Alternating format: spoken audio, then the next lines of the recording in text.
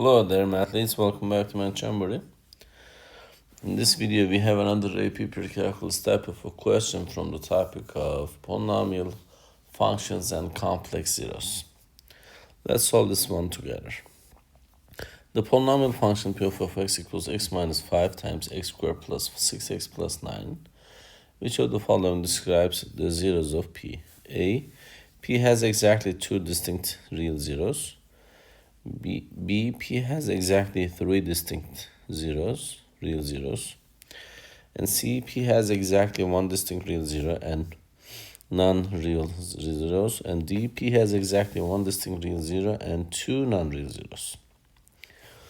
So to find the zeros of the polynomial, which is the technically the roots, remember we're going to make their factors equal 0. So we have two factors here, one and the second factor, and we're going to make them equal to 0 to find the roots. So if I will say x minus 5 is equal to 0, from here by adding 5 to each side, I'll get x equals 5.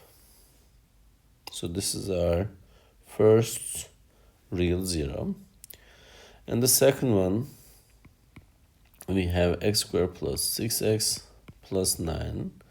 If I would say equals 0, in this case, you need to factor this.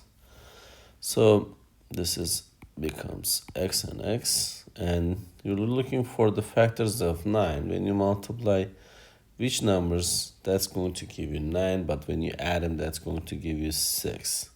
So which is 3, because 3 times 3 is 9. When you add them, 3 by 3, you get 6.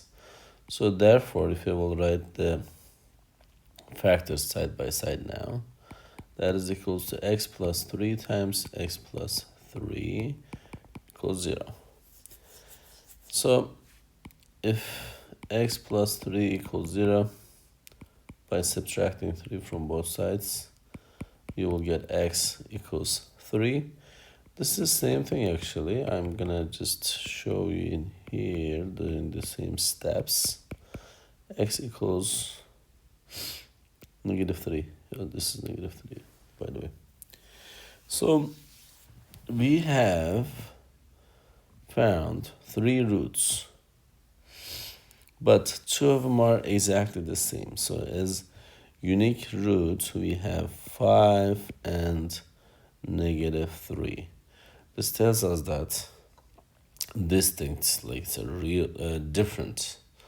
You can imagine the meaning that way. So P, the polynomial function, has exactly 2 distinct real zeros. So the correct answer is choice A for this specific question. I hope you found this video helpful. If you did, please give it a thumbs up. If you have questions or comments, you can always leave it below there. Thank you. See you next time. Bye-bye.